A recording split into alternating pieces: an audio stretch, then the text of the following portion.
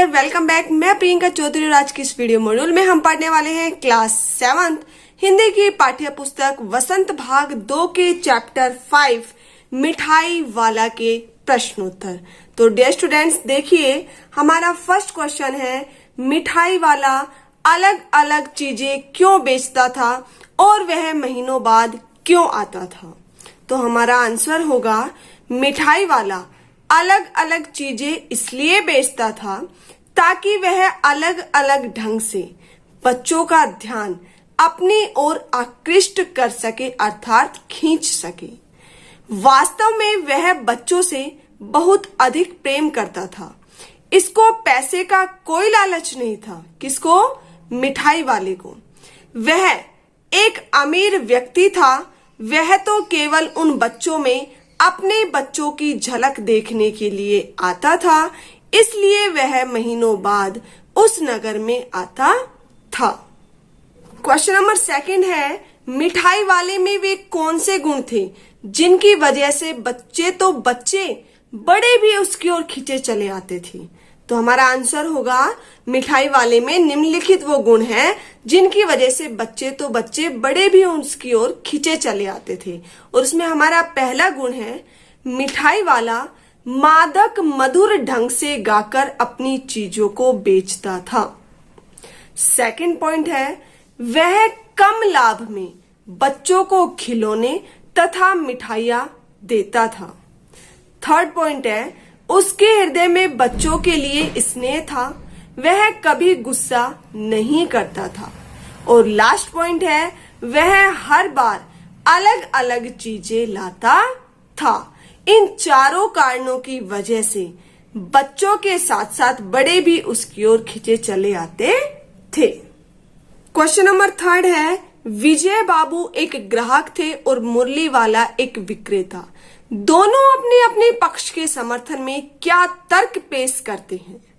तो हमारा आंसर होगा, यहां मैंने बेटा ग्राहक अर्थात विजय बाबू का अलग पैराग्राफ राइट किया है और विक्रेता अर्थात मुरली वाले का अलग। तो देखिए, एक ग्राहक कौन होता है? खरीदने वाला। और विक्रेता कौन होता है? बेचने वाला। तो एक ग्राहक के रूप में विजय बाबू अपना तर्क पेश करते हुए कहते हैं कि तुम लोगों को झूठ बोलने की आदत होती है, सबको एक ही भाव से सामान बेचते हो, ग्राहक को अधिक दाम बताकर उल्टा ग्राहक पर ही एहसान का बोझ लाद देते हो।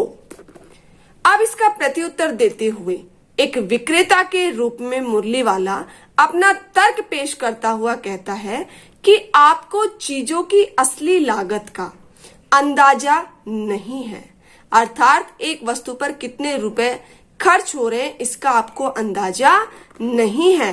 इसलिए दुकानदार चाहे हानि उठाकर भी चीजें क्यों न बेचे, परंतु ग्राहक को हमेशा यही लगता है कि हम उन्हें लूट रहे हैं। क्लियर? क्वेश्चन नंबर 4 है, खिलौने वाले के आने पर बच्चों की क्या प्रतिक्रिया होती थी। तो हमारा आंसर होगा, खिलौने वाले के आने पर बच्चे खुश हो जाते थे। वे अपना अपना खेल छोड़कर इठलाते हुए खिलौने वाले को समूह बनाकर घेर लेते थे।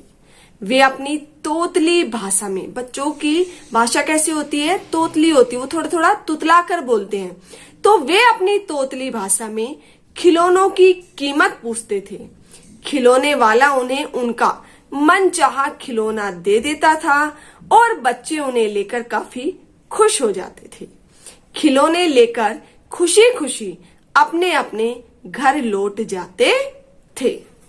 क्वेश्चन नंबर 5 है, रोहिणी को मुरली वाले के स्वर से खिलौने वाले का स्मरण क्यों हो आया, अर्थात जब रोहिणी ने मुरली वाले की आवाज सुनी तो उसे खिलौने वाले की याद क्यों आ गई। तो हमारा आंसर है, रोहिणी को मुरली वाले की आवाज जानी पहचानी लगी। उसे स्मरण अर्थात याद हो आया कि खिलौने वाला भी इसी मधुर आवाज में गाकर खिलौने बेचा करता था। मुरली वाला ठीक उसी तरह ही मीठे स्वर में गाकर मुरलियां बेच रहा था। इसकी ध्वनि भी वैसी ही मधुर थी। क्लियर। क्वेश्चन नंबर 6 है, किसकी बात सुनकर मिठाई वाला भावुक हो गया था?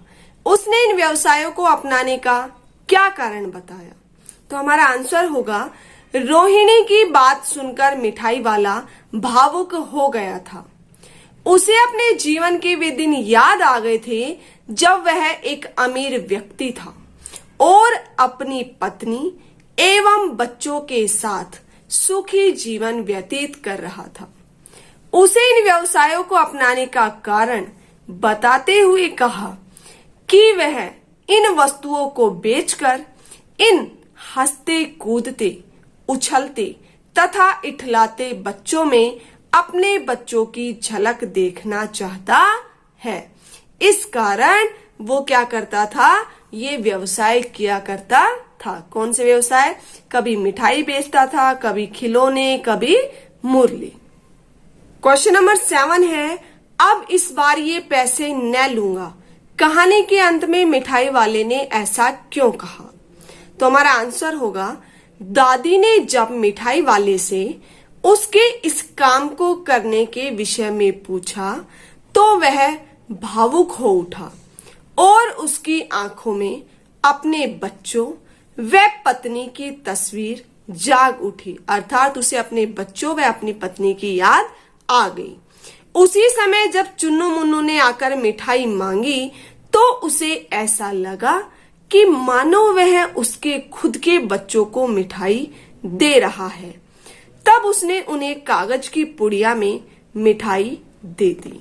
जब रोहिणी ने मिठाई के पैसे देने चाहे तो मिठाई वाले ने पेटी उठाई और कहा, अब इस बार ये पैसे न लूंगा। तो किस कारण से कहा? कि मिठाई वाले को चुन्नू और मुन्नू को देखकर उसे अपने बच्चों की याद आ गई और उसे लगा कि मैं अपने बच्चों को ही मिठाई दे रहा हूं, इसलिए उन्होंने पैसे लेने से इनकार कर दिया।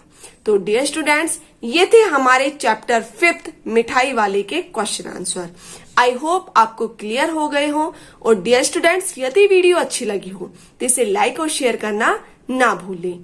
Thank you.